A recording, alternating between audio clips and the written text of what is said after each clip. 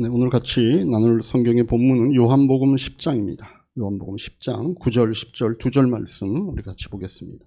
요한복음 10장 9절과 10절 두 절 말씀 우리 같이 합독하겠습니다. 시작. 나는 문이다. 누군지 나를 통하여 들어오면 구원을 얻고 드나들면서 꼴을 얻을 것이다. 도둑은 다만 훔치고 죽이고 파괴하려고 오는 것뿐이다. 나는 양들이 생명을 얻고 또 넘치게 얻게 하려고 왔다. 아멘. 우리 말씀 나누기 전에 다시 한번 앞뒤 옆에 분들에게 축복하십시다. 하늘 보러 축복하십시다. 하늘 복 많이 받으십시오. 인사하십시다.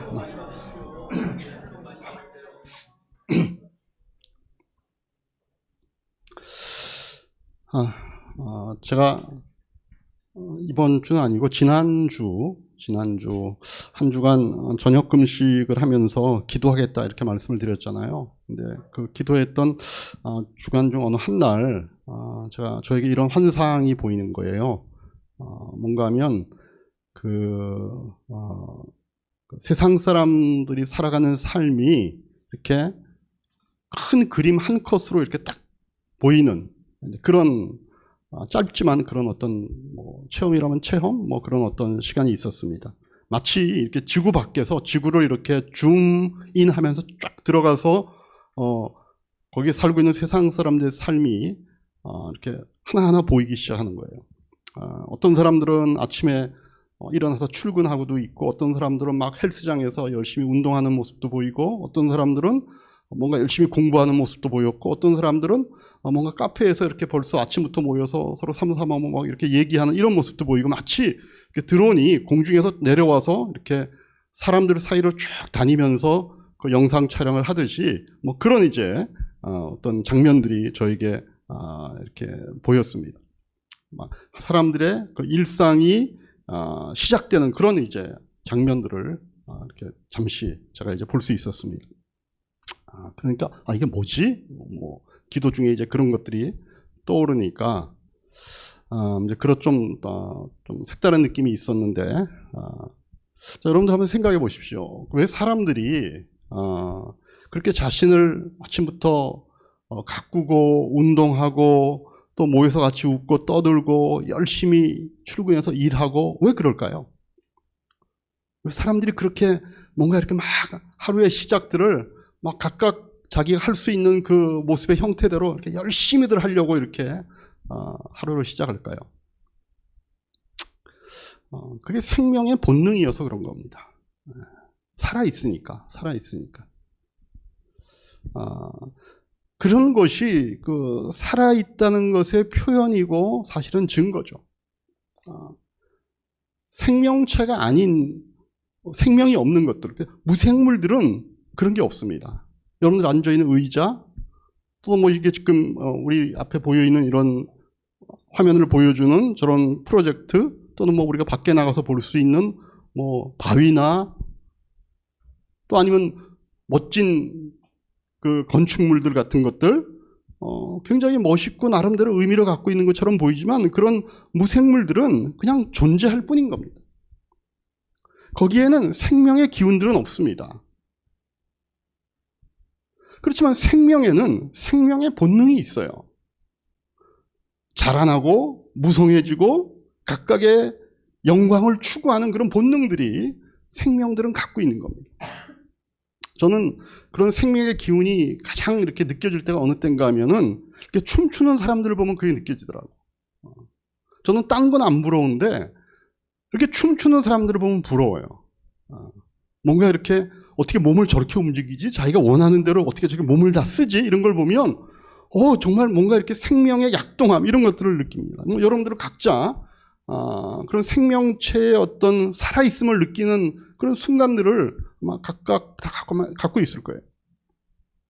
그러니까 생명체와 무생명체는 세상에 존재하는 것은 같지만 존재의 양태는 다른 겁니다. 생명체는 시간이 지남에 따라서 자라나고 성장하고 결실하죠. 근데 무생명체들, 이런 그냥 일반 사물들은 그냥 존재할 뿐입니다. 시간이 흐르면 오히려 점점 낡고 점점 소멸되어 가죠. 아무리 멋진 건물이라 할지라도, 아무리 화려한 어떤 우리가 만들어 놓은 조형물이라 할지라도 시간이 흐르면 낡고 무너지는 겁니다. 그래서 생명체는 어떻습니까? 특별히 생명을 대표하고 있는 우리 인간들을 보면 어떻게 합니까? 성장합니다. 시간이 흐르면 성장을 합니다. 뭔가 거기에서 어렸을 때보다는 더 성장하면서 청년의 에너지 같은 것들은 더 뿜어져 나옵니다. 더 나이가 들면 성숙해져 갑니다. 어느 순간에는 자기만 존재하는 것이 아니라 다른 생명체를 재생산하기도 합니다. 그래서 생명의 특징은 뭔가 하면 건강하고 밝고 에너제틱하고 균형 있고 예쁠수록 그 생명체답다라고 하는 표현들을 우리가 하죠. 그래서 사람도요, 너무 이쁜 사람을 보면 어떨 때는 막 경외감이 느껴지죠. 너무 이쁜 사람들. 밸런스가 맞고 이런 거 보면은, 제가 옛날에 미국에서 유학할 때 흑인 여성이에요. 흑인 학생인데, 저기서 걸어오는데, 보통 그때까지만 해도 흑인 그러면 우리나라에 흑인을 보면, 껌둥이야. 뭐 이상해. 뭐 무서워. 뭐 이렇게 있는데, 걸어오는데, 빛이 나는 거예요. 키도 저보다 한 뭐 이 정도 학생인데. 근데 이 밸런스를 맞추고 오는데, 안 그래도 그 여학생이 나중에 보니까 이름이, 그 별명이 퀸이라고 그러더라고요. 그 학교에서 아마 그 특별한 어떤 그런 지위에 있는 학생이었던 것 같아요. 그러니까 보통, 우리가 정말 이렇게 뭔가 생명체 중에 이렇게 조형이 그 비례가 딱 맞고 뭔가 이렇게 색깔도 이쁘고 이런 동물들을 보면요. 어떨 때는, 어떻게 저렇게 생겼지? 뭐 그런 어떤 느낌이 있잖아요. 왜냐하면 그게 생명체에 대한 경외감이 우리에게 있는 거예요. 왜냐하면 거기에 그런 걸 보면 거기서 생명력이 더 왕성하게 느껴지기 때문에 그렇습니다. 그래서 성경에도 보면요, 의인들을 뭐라고 표현하는가 하면은 시편 1편 3편에 이렇게 표현을 합니다. 그는 시냇가에 심은 나무가 철 따라 열매를 맺으며 그 잎이 시들지 아니함 같으니 하는 일마다 잘 될 것이다. 그러니까 의인을 얘기할 때 시냇가에 심겨진 나무, 그래서 철 따라 열매를 맺는, 그리고 그 잎사귀가 무성한 이런 모습으로 의인됨을 표현합니다. 반대로 악인은 뭐라고 표현하는가 하면 악인의 큰 색을 보니 본고장에서 자란 나무가 그 무성한 잎을 뽐낼 듯 하지만 한순간에 지나가고 다시 보니 흔적조차 사라져 아무도 찾아도 그 모습 찾아볼 길이 없더라. 그 악인과 의인을 그 생명력의 무성함과 생명력의 소멸됨으로써 표현할 정도입니다. 자, 그런데 그런 자라나고 무성하고 결실하고 아름다운 것이 생명의 특징일진데 현실에서 우리가 체감하는 것은 좀 다르지 않아요? 현실에서 체감하는 우리가 느끼기에는 생명체도 어느 시점이 되면 무생물처럼 쇠퇴하고 소멸의 과정을 밟아가는 것처럼 우리는 보잖아요. 그 우리가 인간에게 적용하면 그걸 노화라고 얘기하죠. 뭔가 생명체인데 어느 시점이 되니까 무생물하고 별로 다를 바 없이 그것도 낡아지는 것 같고 쇠퇴하는 것 같고 소멸의 과정을 밟아가는 것이 자연스러운 것처럼 보이는 세상 속에 우리가 살고 있습니다. 저도 제가 스스로 요새는 그런 걸 느껴요. 점점 제가 이렇게 짧은 팔을 입기가 약간 주저해요. 왜냐하면 팔에 옛날에 없던 이렇게 거뭇거뭇한 게 나타나기 시작하는 거예요. 처음엔 뗀 줄 알았어요. 밀었어요. 안 지워지더라고요. 이게 뭐지? 근데 이게 왼팔, 오른팔에도 나타나기 시작하고 관절도 아프기 시작하고 뭔가 일을 하려고 해도 옛날에는 생각을 하면 특별한 일이 하면 그 생각을 행동으로 옮기는 쪽이었어요. 근데 지금은 생각을 하잖아요. 할까 하다가 꼭 해야 돼 내가. 자꾸 뒤로 물러나는 것들을 자꾸 경험하는 겁니다. 그러니까 육신적으로도 그렇고 생각으로도 그렇고 뭔가 옛날 같지 않아요. 그래서 우리는 어떻게 생각하냐 하면은 맞아. 생명체라 할지라도 그런 과정을 밟아가는 것이 정상인 줄 알고 살아가는 겁니다. 그래서 결국 이런 생명체로서의 쇠퇴와 이런 노화의 그 끝은 어디예요? 결국 죽음인 겁니다. 그래서 사람은요, 생명의 본능과 함께 죽음의 본능도 같이 갖고 사는 것이 현실의 모습입니다.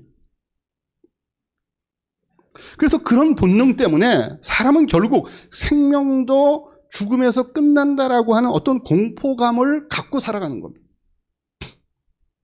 그러니까 당장은 우리가 죽지 않고 살고는 있지만 육체적, 정신적으로 그 죽음에 대한 그림자가 가까이 다가옴을 우리는 우리의 일상의 삶에서 다양하게 느낍니다. 육체적으로는요, 병에 걸리죠. 그렇죠?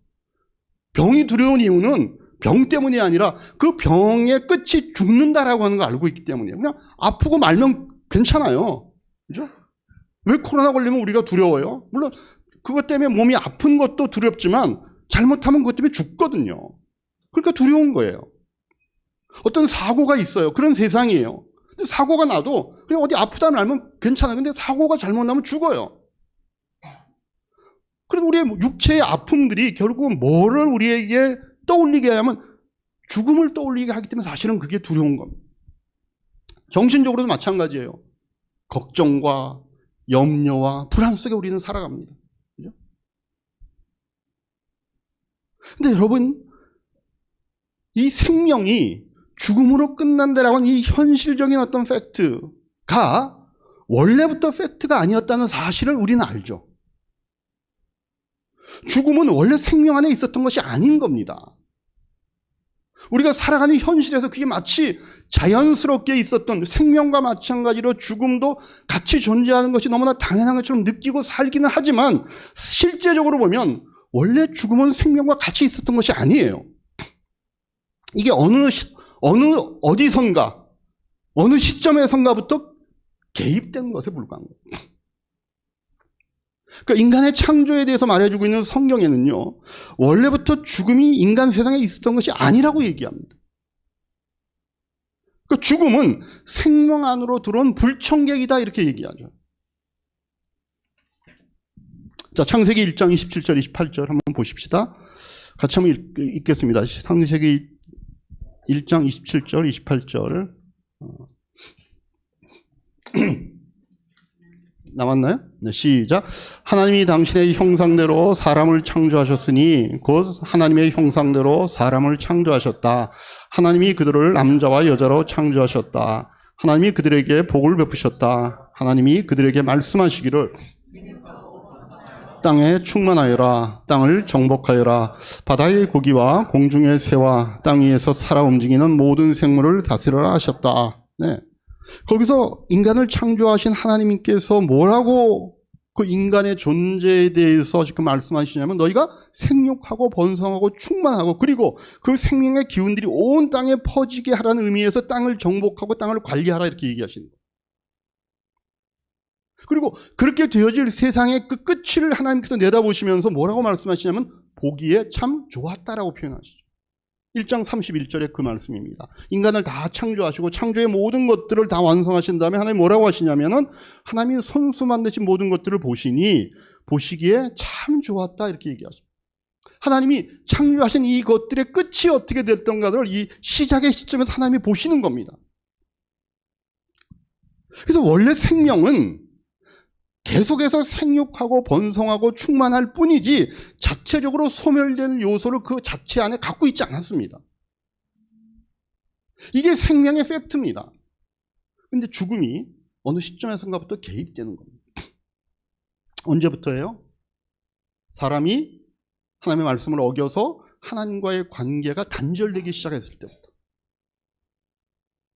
우리가 잘 아는 선악과 하나님이 따먹지 말라고 하는 그 열매를 먹어버리는 하나님의 그 말씀에 대한 불순종, 하나님의 말씀에 대한 순종이 아니라 불순종해서 하나님을 거부하고 하나님과 단절된 것이 시점인 겁니다. 그걸 성경은 뭐라면 그걸 죄라고 얘기하는 겁니다. 죄는 윤리 도덕이 아닙니다. 죄는 하나님의 말씀에 불순종한 것이 죄입니다. 자, 이제 하나님 없어도 돼. 하나님을 무시하고 하나님을 거부하고 하나님을 부정하는 것을 성경은 죄라고 얘기합니다. 그래서 하나님으로부터 스스로 숨어버려서 하나님과 단절되고 관계가 끊어지게 된 것이 죽음이 들어오는 원인이었다고 성경이 얘기해요. 여러분 잘 생각해 보세요. 하나님의 말씀을 어김으로, 그죠? 우리가 부모의 한 말을 안 듣고 그러면 부모로부터 안 듣는 그 행위에 대해서 어떻게 돼요?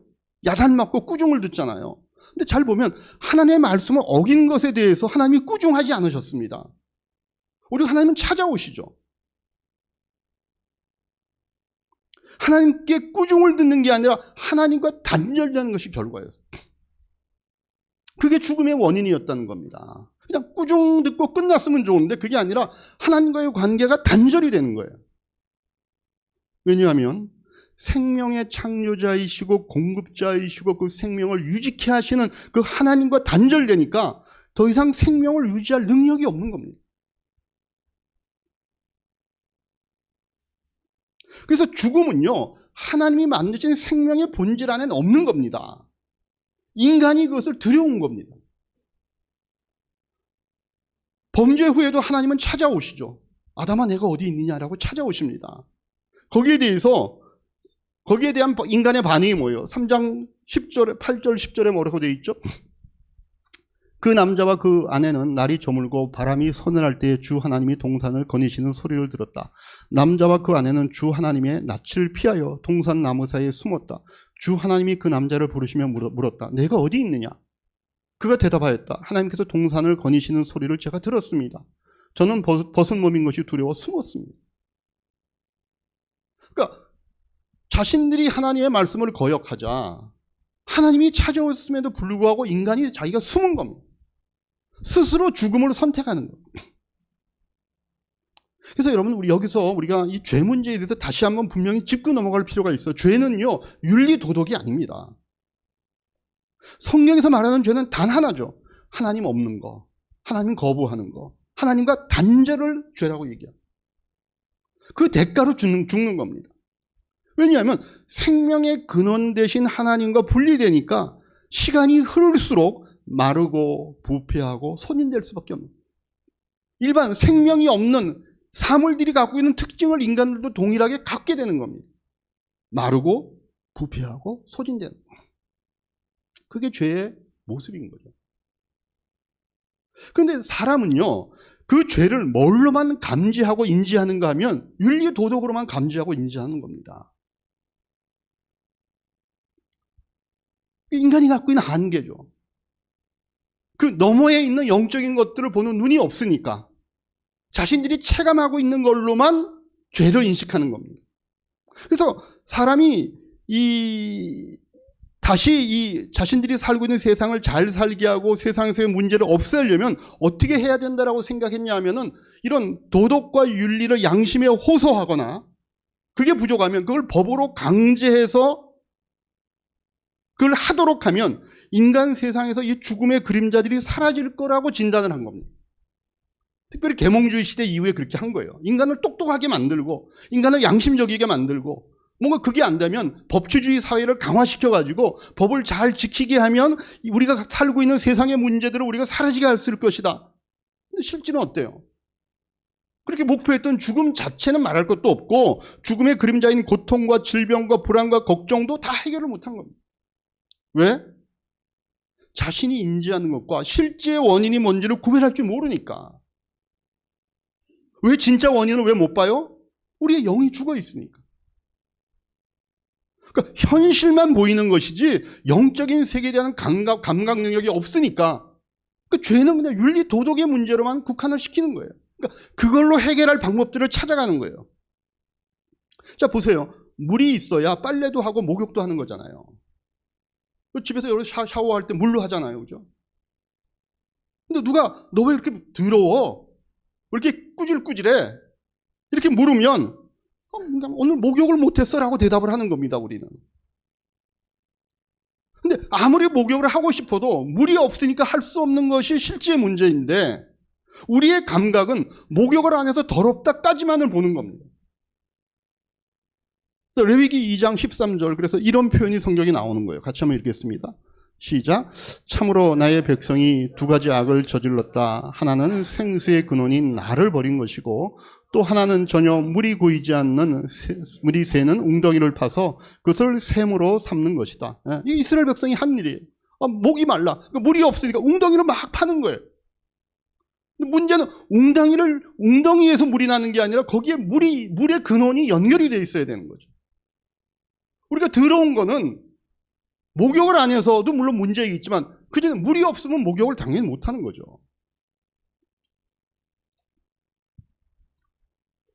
여러분 사람들은요 생명의 근원 대신 하나님과 관계가 끊어져 있으니까 그 생명을 공급받고 유지하고 그걸 계속 보충할 능력이 없는 거예요. 그것 때문에 사실은 문제가 생기는데 자신들에게 그 문제가 생긴다까지만 인식을 하는 것이고 왜 그런지에 대한 원인까지는 볼 수가 없는 거예요. 그래서 우리가 대표적으로 제가 여러 번 제가 이 설교할 때마다 좀 했던 말이기도 한데 우리 그런 습관이 있어요. 주일 예배 대표 기도에서 요즘은 이제 많이 우리 성도들은 좀 없어졌어요. 단골 멘트가 있어요. 어느 교회나 하는 장로님들, 권사님들 나와서 기도할 때 지난 주간에 우리가 알고 지은 죄, 모르고 지은 죄 하나님 용서해 주시고 무슨 통과 의례처럼 그런 대표 기도에 붙는 그런 수식어들이 있어요. 아니 우리가 왜 알고 지은데 모르고 짓는 죄를 짓고 사는지에 대한 원인을 봐야 되는데 그냥 그런 현실에서 느끼는 감각들은 사실이니까 자꾸 그것들에 대한 표현만을 하는 거예요. 거기다 안타까움만 있는 거예요. 여러분 죄는요 생명이 공급되지 않는 상태가 죄인 겁니다. 근데 우리는 어떤 방법으로도 그 생명을 만들어내고 그 생명을 유지할 능력은 없으니까 그냥 자꾸 본인의 자책과 회개와 진지한 반성으로 그 문제를 해결되기를 바라는 것입니다. 그게 우리에게 그런 식의 기도를 할 때라든가 하나님 앞에 또 어떤 일들을 할 때 나오는 우리의 솔직한 자세인데 사실은 진단의 방법이 틀린 거죠. 생명을 발휘하는 쪽으로 가야 되는데 그럴 수 있는 능력이 없으니까 우리가 할 수 있는 건 회개밖에 없는 거예요. 자, 여러분 죽음은 원래 생명에게 있었던 것이 아닌 겁니다. 죄는 인간이 불러들인 것입니다. 하나님이 우리에게 생명의 본능을 주셨는데 인간이 죄를 선택함으로 죽음을 불러들인 것입니다. 그리고 그 죽음 자체와 함께 죽음의 전조 증상인 각종 육체적인 노화, 질병, 사고, 또 심리적인 증세의 염려와 불안과 걱정에 쌓여 살면서 그것을 해결하는 방법으로 윤리와 도덕을 회복시키고자 했고 또 과학을 통해서 생명의 연장을 시도한 것들이 인간의 역사의 어떤 흐름이죠. 다행히 의학의 발전으로 평균 수명은 좀 늘었어요. 그죠? 우리 옛날 우리나라 역사에 보면 저는 이미 죽고 없어야 될 사람입니다. 60세까지 사는 게 쉬운 일이 아니에요. 심지어 왕들은 더 빨리 죽었어요. 그만큼 스트레스가 이제 많은 거죠. 평균적으로 수명은 늘었는데 좀 더 건강하게 우리가 살 수 있어요. 근데 결국 언젠가는 죽잖아요. 언젠가는 죽어요. 그래서 여전히 인생이라고 하는 것, 그 인생의 어떤 본질 가운데 뭔가 허망함과 공포스러움이 항상 따라다니는 겁니다. 답이 어디 있는데? 답은 하나님께로 돌아오는 것에 있는데 하나님 없이 인간끼리의 문제를 해결하려고 하는 것이 인간의 역사인 겁니다. 윤리 도덕으로 인간의 본성을 악한 본성을 누를 수 없습니다. 그죠? 그러니까 안 되니까 뭘로 해요? 법으로 강제해서 착한 사회를 만들어 보려고 애를 쓰는 겁니다. 그럼 법이 존재하는 목적이 뭔지 아시죠? 우리 법을 공부했으니까. 그죠? 법. 그죠? 법의 목적이 뭐예요? 인류가 공멸하지 않고 잘 살아보자는 얘기입니다. 그래서 법으로 약자를 보호하고 강한 자들의 독단을 막아서 사회를 유지해 보자는 겁니다. 그게 법의 목적이에요. 근데 생명은 그렇게 해서 회복되는 게 아니라는 겁니다. 예수님이 오셔서 회복의 방법을 가르쳐 주십니다. 뭐라고? 요한복음 14장 6절 같이 읽겠습니다. 예수께서 그에게 말씀하셨다. 나는 길이요 진리요 생명이다. 나를 거치지 않고서는 아무도 아버지께로 갈 사람이 없다. 예수님께서 오셔도 내가 생명으로 가는 길이다 이렇게 알려주셨습니다. 나를 통해서만 생명으로 하나님께로 돌아갈 수 있다고 말씀하신 겁니다. 그러면 전기가 나가면 아무리 성능 좋은 냉장고도 그 안에 있는 음식은 부패합니다. 근데 그건 냉장고의 잘못이 아닙니다. 여러분 인간이 존재론적으로 소멸하는 것은 인간의 문제가 있어서나 법이 잘못되어서가 아니라 하나님과의 관계가 끊어진 게 문제인 거죠.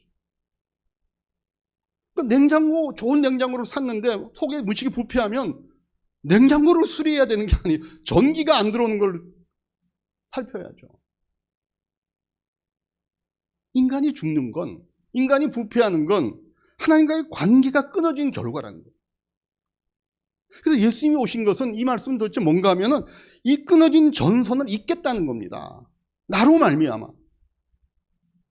끊어진 퓨즈를 예수님께서 내가 퓨즈가 될게라고 얘기하시는 겁니다. 다시 잇겠다는 겁니다.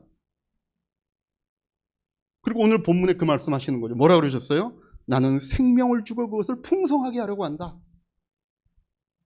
여러분, 풍성하게 되는 것, 생명의 이 본질을 예수님께서 회복시키기 위해 이 땅에 오셨다라고 얘기하는 겁니다. 그래서 우리는 이제 그 예수님 통해서, 오늘 우리가 성찬식도 했잖아요. 그죠? 세례식도 했잖아요. 예수님 통해서 생명을 얻고 나아가서 그 생명이 풍성해지게 되었습니다. 그게 우리의 바뀌어진 본질입니다. 다시 말하면 창세기에서 예수님이, 하나님께서 인간을 창조하셨던 그 말씀이 다시 우리 것이 된 겁니다. 어떤 말씀? 생육하고 번성하고 충만할 수 있게 된 것이 우리의 바뀌어진 본질이죠. 그래서 생명의 본능이 자라나고 무성해지고 영광스러워질 수 있도록 되었습니다. 원위치가 된 거예요. 원위치가. 자, 우리가 예수 믿기 전에는요, 아무리 우리가 세상에다 대단한 일을 하고 업적을 만들고 뭔가 화려한 어떤 일들을 해낸다 할지라도 결국은 다 죽음 앞에서는 끝이 나는 겁니다. 살면서도 그 끝을 예상할 수 있을 때마다 사람들은 허망함과 두려움을 느끼는 겁니다. 우리가 전도서 우리가 쭉 지금 그 큐티 하면서 여러분들 보셨겠지만 대표적으로 2장 18절 19절에서 뭐라고 얘기하죠? 이 전도서가 이제 솔로몬이 쓴 얘기가 많잖아요. 자기가 왕이잖아요. 그 당시에 최고의 번영을 구가했던 이스라엘의 왕이잖아요. 그래서 하면서 하는 얘기가 뭐예요? 같이 한번 읽겠습니다. 세상에서 내가 수고하여 이루어 놓은 모든 것을 내 뒤에 올 사람에게 물려주리를 생각하면 억울하기 그지없다. 뒤에 올 그 사람이 슬기로운 사람일지 어리석은 사람일지 누가 안단 말인가. 그러면서도 세상에서 내가 수고를 마다하지 않고 지혜를 다해서 이루어놓은 모든 것을 그에게 물려주어서 맡게 하다니 이 수고도 헛되다. 예. 자기는 최선을 다해서 만들어 놓고 막 최전성기를 구가했어요. 돌아보니까 이 일을 도대체 어느 놈이 맡아서 이어갈 건가도 사실은 답이 없는 겁니다. 교회에 적용하니까, 그러니까 그래도 믿을 놈은 우리 아들이다. 이래가지고 이제 세습을 하는 거예요. 그죠? 나 한 번만 이거 해갖고, 대통령 그만하면은 도대체 이 나라를 어떡하지? 그러니까 내가 해야 된다 그래서 또 법을 바꿔서라도 연임을 하는 거예요. 그러니까 이런 공포가 있는 거예요. 이 두려움. 이 일이 여기서 끝난다라고는 허망함이 인간의 삶의 어떤 존재의 본질로 갖고 있는 거예요. 예수 믿기 전에 사람들의 삶의 실제인 겁니다. 그런데 하나님의 자녀들에게는 이제 끝이 없는 겁니다. 죽음 너머의 세상에서 영원히 우리가 한 일들이 보상이 되고 그것이 이어질 것이라고 성경이 얘기합니다. 우리 계시록 대표적으로 21장, 성경이 다 끝나가는 게 계시록 21장이잖아요. 거기서 거의 끝나갈 그 구절들에서 뭐라고 얘기하냐면 24절, 26절에서 이렇게 얘기합니다. 우리 한 절씩 보십시다. 민족들이 그 빛 가운데로 다닐 것이요 땅의 왕들이 그들의 영광을 그 도성으로 들여올 것입니다.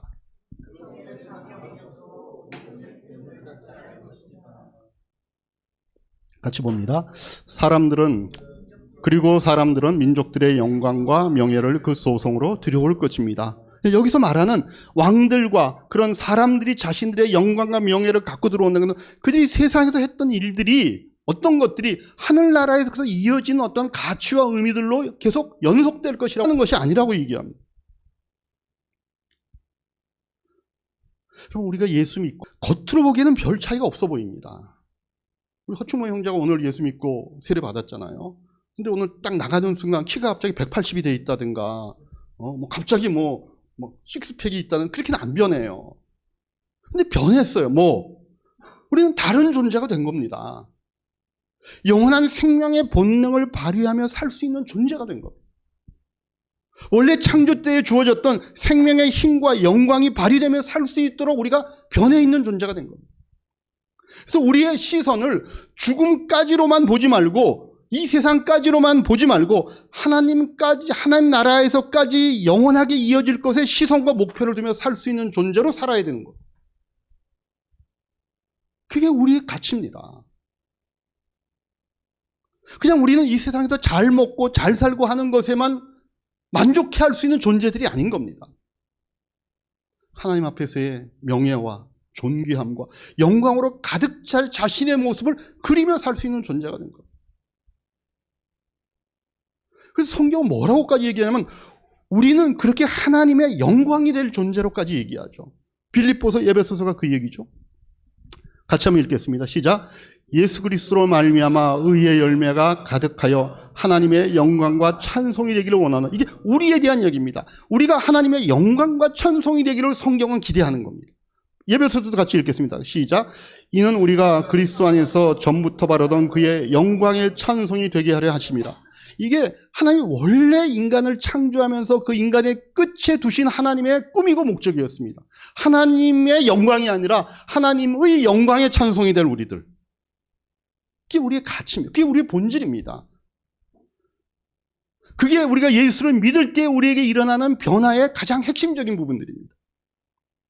어쩌면 그래서 우리가 이 땅을 살 때 우리의 일상의 잘못함과 부족함마저도 이 생명의 반응들일 수 있습니다. 우리의 부족함을 통해 하나님께서 이 생명을 크도록 하시기 때문에 그렇습니다. 생명은요, 힘들고 어려울 때 크는 거라고 얘기했잖아요. 그죠? 하다못해 나무의 나이테도 겨울을 지날 때 나이테가 만들어지잖아요. 인생도 그런 겁니다. 어렵고 힘든 인생의 부분들은 없어져야 될 것이 아니라 그걸 우리를 키운다고요. 이 생명을 생명으로 자라게 한다고요. 뭔가를 깨닫게 만들고 결심하게 만들고 제일 훌륭한 일은 우리를 철이 들도록 만듭니다. 그럼 사람은요, 철이 들어야 돼요.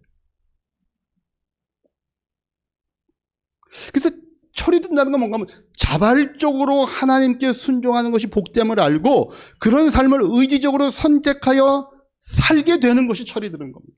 우리가 인간적으로 철 들었다는 게 뭐예요? 이제는 부모가 얘기 안 해도, 그죠? 아침에 그냥 제 시간에 일어나서 회사 출근하고 자기 맡은 일 하고, 그죠?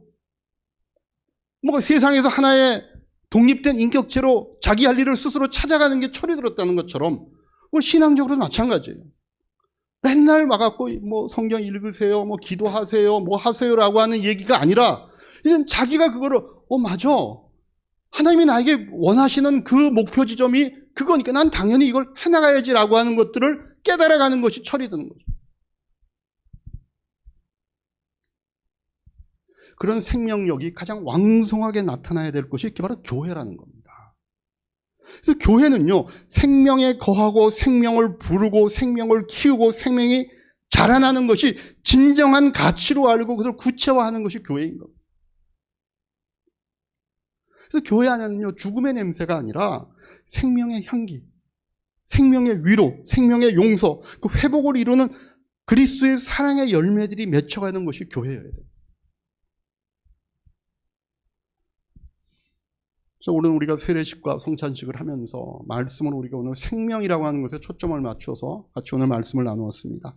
여러분, 이 한 주간 여러분들의 삶 가운데 우리가 예수님 안에서 얻은 이 생명의 본능이 작동하는 그 기운들로 살아갈 수 있는 한 주간이 되시기를 주님의 이름으로 축복합니다. 기도하겠습니다. 들으신 말씀 생각하면서 우리 이 시간 하나님 앞에, 하나님 제가 이런 부분에 대해서 감사합니다. 이런 거 회개합니다. 하나님 제가 또 이렇게 결단하겠습니다. 하나님 제가 뭘 하기를 원하십니까? 이렇게 물어보시고 하나님이 주시는 생각이 있으면 노트에 놓으시기 바랍니다.